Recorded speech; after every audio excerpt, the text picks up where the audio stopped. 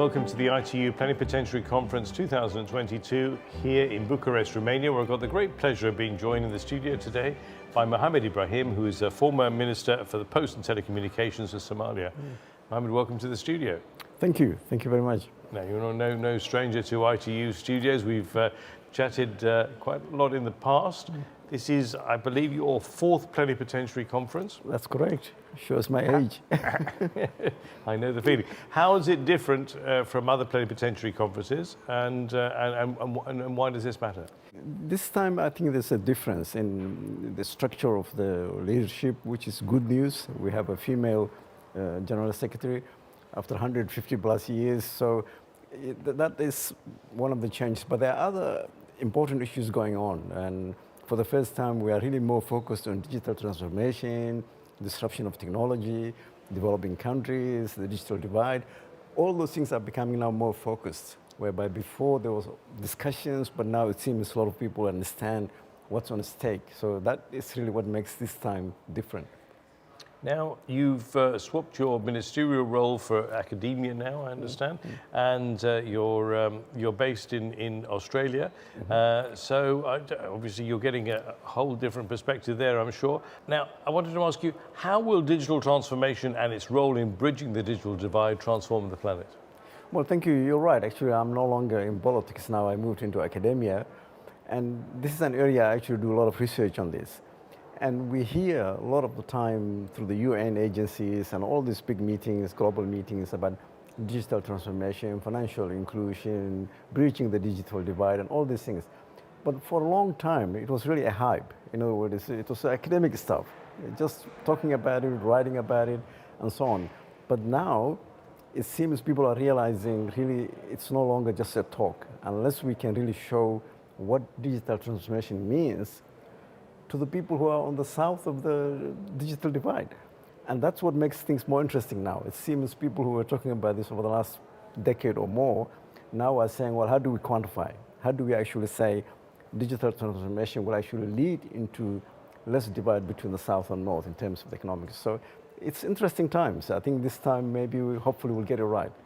And what about the structure of ITU? Do you think it's time to restructure ITU to ensure that it can cope with the speed of global technological developments? It's a very sensitive issue, and it's an interesting question.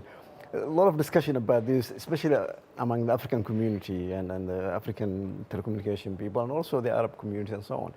I think, to be fair, the current leadership, the structure of the current leadership worked for a while.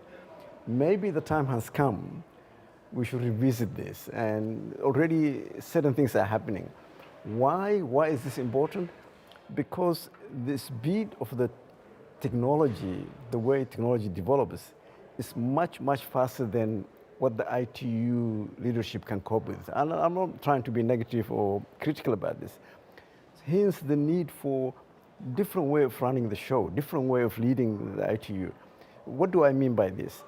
For example, if you have someone in the leadership, the Secretary General or the directors, and they are in the system for 8 years as deputies, and then they become the director or the Secretary General for another 8 years, that's 16 years. That's almost, in terms of IT time frame, it's a lifetime. That's how much people spend in the technology. So I guess in a friendly way, I'm just sending a message saying, look, perhaps that can be revisited, can be shortened, and get more young generation. I consider myself now, for example, a senior person. I wouldn't be interested in doing bits and bytes. But if people who are even older than me are still trying to cope with this, maybe it's time to really change a little bit.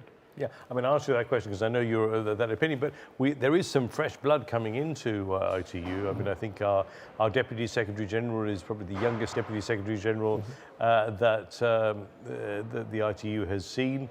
I think also, Doreen Bogdan-Martin, although she's been with the organisation for quite some time, has got is still pretty youthful. But is it just youth, or is it something else, perspectives that you think need to be looked at? Yeah, the thing is, we know about this field, the ICT and the technology and the digital world. It's a very fast-moving area. So I'm not only talking about the directors or people who are hands-on. But it's even above that, the directorates, the board, the governors. That's where you really need to inject new blood. That's where you really need people straight from universities, all those very sharp PhD holders to come in and say, look, this is what's happening. I have the same discussion with, for example, finance ministers or other ministers in Africa. And you want to explain cryptocurrencies to someone who did their PhD in the 50s or 60s. It won't work. In other words, you really need someone who is up to date because things are moving. They're moving very fast. So that's really what I mean. There's nothing wrong with the old leadership as well. There's a lot of wisdom and a lot of stuff, but it's just that sometimes we need to also time it and say, look, things are really moving too fast for the current leadership. That's what I was trying to say. Right, because the institutional knowledge, of course, is extremely important. But I don't know whether you noticed, but here actually at the ITU Plenipotentiary Conference, we also have Generation Connect. We've got young people here for the first time that are really injecting this new blood. We've got major sort of young influencers as well, commenting and looking at the whole plenipotentiary conference. So hopefully that will spread the message across and influence also the conversations that are happening here. Do you think? Yeah, no, we had this conversation in different platforms before. It's the way, the cue, how does it actually work? I'll just give you one quick example. If you want to talk about, let's pick out 5G or some other technology. The ITU standard, we're still working through it. You have the study groups, you have all these people trying to set the standard. In the meantime, the telcos out there in the US or Europe, they're already doing it. So they're saying, look, you guys worry about your standards, but we really won't wait for you. We're moving on. The same thing with the financial side where you have the cryptos and what have you. It's already happening. The governments are still trying to legislate. And this is really where my area of interest is. How do you shorten that time? Because if you want to lead, you have to be in the front. You cannot lead from the back. That won't work. So I guess that's what I'm trying to explain. Well, let's hope that ITU can stay ahead of the curve and fulfill its needs and expectations. But Mohamed, thank you so much for being with us in the studio again. I'm not sure whether we'll catch up again that soon, but I'm not sure whether you'll be at another plenipotentiary conference. But if you are, you're more than welcome to come and join us here and share your insights. But thank you very much for joining us today. You're welcome. You're welcome. Well, we're writing a lot of things now, so instead of being on camera, probably people can also read what we are writing. But I appreciate your time. Thank you very much. Thanks very much indeed.